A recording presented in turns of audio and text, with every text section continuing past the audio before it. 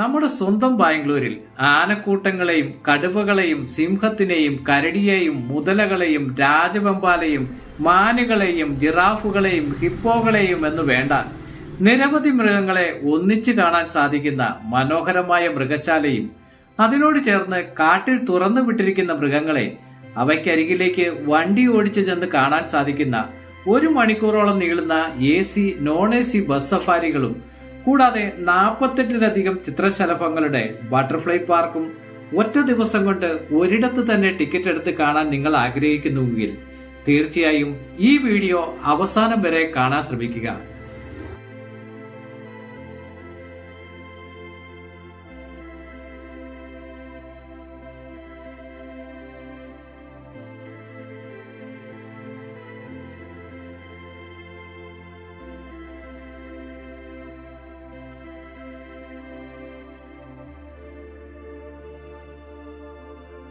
പുതുജാലകത്തിന്റെ പുതിയൊരു വീഡിയോയിലേക്ക് എല്ലാവർക്കും സ്വാഗതം. ഞാനിപ്പോൾ നിൽക്കുന്നത് ബാംഗ്ലൂരിലെ ബന്നാർഘട്ട ബയോളജിക്കൽ പാർക്കിന് മുന്നിലാണ്. ഇപ്പോൾ സമയം രാവിലെ 10:30. പ്രധാന ഗേറ്റ് കടന്ന് അകത്തേക്ക് കയറി വരുമ്പോൾ കാട്ടിലെ കൊമ്പനടക്കം ഇങ്ങനെ കുറെ പേരെ ഇവിടെ കാണാം. ബന്നാർഘട്ടിൽ എത്തുന്ന സഞ്ചാരികളുടെ പ്രധാന ഒരു സെൽഫി പോയിന്റ് ആണ് കേട്ടോ ഈ കുട്ടിക്കൊമ്പനും കൂട്ടുകാരും.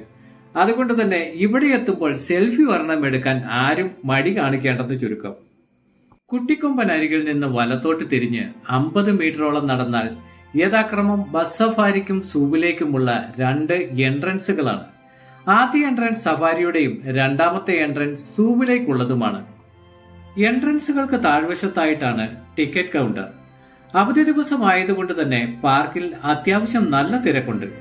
നമ്മൾ നേരത്തെ ഓൺലൈനിൽ ടിക്കറ്റ് ബുക്ക് ചെയ്തിരുന്നത് കൊണ്ട് ടിക്കറ്റിനായി പ്രത്യേകം ക്യൂ നിൽക്കേണ്ടതില്ല. ബന്നാർഘട്ടയിൽ സഫാരിക്ക് വരാൻ ആഗ്രഹിക്കുന്നവർ ഓൺലൈനിൽ നേരത്തെ ടിക്കറ്റ് ബുക്ക് ചെയ്തിട്ട് ഇവിടേക്ക് വരുന്നതാവും ഏറ്റവും നല്ലത്.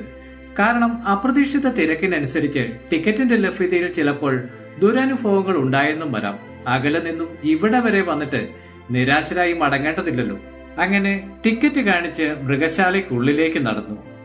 5 മുതൽ 11 വയസ്സുവരെയുള്ള കുട്ടികൾക്ക് 50 രൂപയും 60 വയസ്സിന് മുകളിൽ പ്രായമുള്ളവർക്ക് 60 രൂപയും 12 മുതൽ 59 വയസ്സ് വരെ പ്രായമുള്ളവർക്ക് 100 രൂപയുമാണ് ബന്നാർഘട്ട മൃഗശാലയിലെ ടിക്കറ്റ് നിരക്ക്.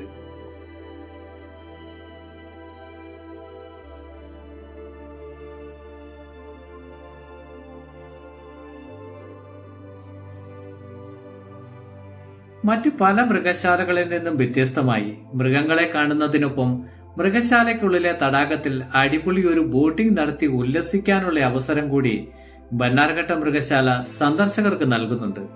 എന്തായാലും ബോട്ടിംഗ് കാഴ്ചകളിലേക്ക് പോകുന്നതിനു മുൻപായി നമുക്ക് കുറേയേറെ പേരെ പരിചയപ്പെടാനുണ്ട്. പക്ഷെ എന്തു ചെയ്യാം, പരിചയപ്പെടണമെന്ന് ആഗ്രഹിച്ചവരിൽ പലരും തണല് പറ്റി നല്ല പാതി മയക്കത്തിലാണെന്ന് പറയുന്നതാവും ശരി. മൃഗശാല സന്ദർശന സമയത്ത് ഏറ്റവും അധികം നിരാശ തോന്നുന്നത് നമ്മളെ ഒന്നും മൈൻഡ് പോലും ചെയ്യാതെ ഇവരിങ്ങനെ നീണ്ടു നിവർന്ന് കിടക്കുന്നത് കാണുമ്പോഴാണ്. ബന്നാർഘട്ട് മൃഗശാലയിൽ മാത്രമല്ല, തിരുവനന്തപുരത്തും മൈസൂരിലും ചെന്നൈ വണ്ടല്ലൂർ മൃഗശാലയിലുമെല്ലാം ഇവരിങ്ങനെ നമ്മെ തളർത്താൻ നോക്കിയിട്ടുണ്ട്. നമ്മളാകട്ടെ അവരുണരുന്നത് വരെ നോക്കിയിരുന്നിട്ടുമുണ്ട്. ഇവിടെയും ഒരു കുഴിമടിയൻ മരത്തണലിൽ വിശ്രമത്തിലാണ്. ക്യാരറ്റും ഉരുളക്കിഴങ്ങും തണ്ണിമത്തനും ഒക്കെ അടങ്ങുന്ന മൃഗശാലയിലെ പുള്ളിക്കാരന്റെ ആഹാര രീതി പേരിനൊപ്പം ബോർഡിൽ ഇങ്ങനെ എഴുതി വെച്ചിട്ടുണ്ട്.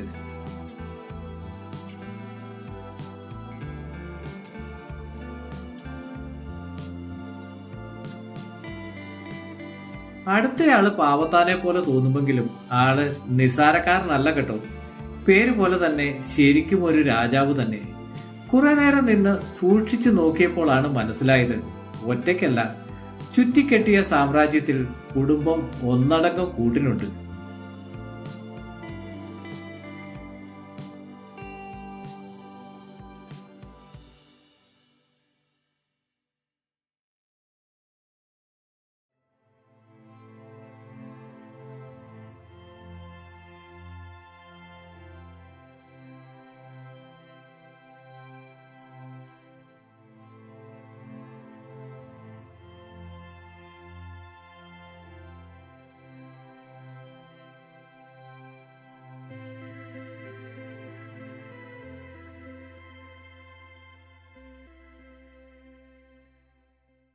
രാജാക്കന്മാരെ മാത്രം പോരല്ലോ, മറ്റുള്ളവരെയും പരിഗണിക്കുന്നതിന്റെ ഇടയിലാണ് മരക്കൊമ്പുകൾക്ക് മുകളിൽ നൃത്തം വെക്കുന്ന മറ്റു രണ്ടുപേരെ കണ്ടത്.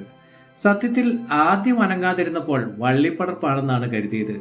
എന്തായാലും ചില്ലകൾക്ക് മുകളിലെ അപൂർവ നൃത്തം അവ്യക്തമായിരുന്നെങ്കിലും അടിപൊളിയായിരുന്നെന്ന് പറയാതെ വയ്യ. ദാ ഇവിടെ മറ്റൊരാൾ. ഇവിടെയും ഉറക്കം തന്നെയാണ് മെയിൻ. കുറേയേറെ നേരം കാത്തുനിന്ന് നോക്കി, ഒരു രക്ഷയുമില്ല. അതിനിടയിൽ കുറച്ചു കുട്ടികൾ അനാവശ്യമായി ബഹളം വെച്ച് ഉണർത്താൻ ശ്രമിച്ച് ഒടുക്കം അവർ പരാജിതരായി പോകുന്നത് കണ്ടു. മൃഗശാലയല്ലെങ്കിലും അങ്ങനെയാണ്. വലിയ മൃഗങ്ങൾ മിക്കവാറും ഭക്ഷണം കഴിഞ്ഞാൽ കൂടുതൽ സമയം വിശ്രമത്തിലായിരിക്കും. അനുദിനം ബഹളങ്ങൾ കേട്ട് ശീലിച്ചത് കൊണ്ടാവാം കൂട്ടം കൂടിയെത്തുന്ന ബഹളങ്ങൾക്ക് പോലും അവരുടെ ഉറക്കത്തിന് തടസ്സമാവുന്നില്ല എന്നതാണ് സത്യം.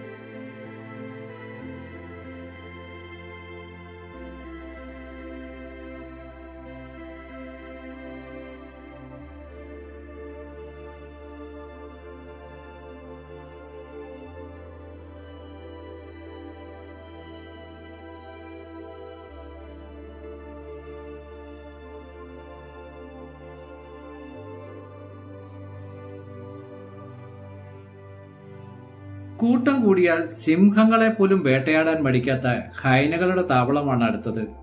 ഇവിടെ ഒരാൾ അലോസരപ്പെട്ട് ചുറ്റിയടിക്കുന്നതിന് പിന്നിലായി മറ്റൊരാൾ അടഞ്ഞുകിടക്കുന്ന വാതിലിൽ തട്ടി വലിച്ചുകൊണ്ട് ഉള്ളിലുള്ള മറ്റൊന്നിനെ ദീർഘനേരമായി വെല്ലുവിളിക്കുകയോ അകത്തേക്ക് കയറാൻ ശ്രമിക്കുകയോ ചെയ്യുന്നത് കൗതുകമായ മറ്റൊരു കാഴ്ചയായിരുന്നു.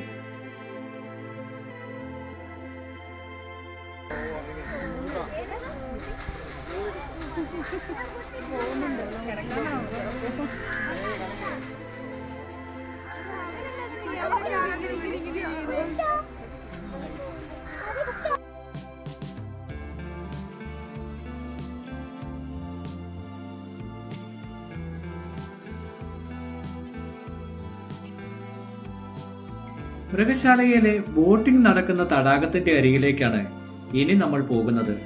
ഇവിടെ പൊതുവായി 3 തരത്തിലുള്ള ബോട്ടുകളാണുള്ളത്. 2 സീറ്റിന്റെ പെഡൽ ബോട്ടിന് 200 രൂപയും 4 സീറ്റിന്റെ പെഡൽ ബോട്ടിന് 400 രൂപയും റോയിങ് ബോട്ടിന് ആളൊന്നിന് 50 രൂപയുമാണ് തടാകത്തിലെ ബോട്ടിംഗ് ചാർജ്. ലൈഫ് ജാക്കറ്റുകളൊക്കെ അണിഞ്ഞ് മതിയായ സുരക്ഷാ ക്രമീകരണങ്ങളോടെയാണ് തടാകത്തിലെ ബോട്ടിംഗ്.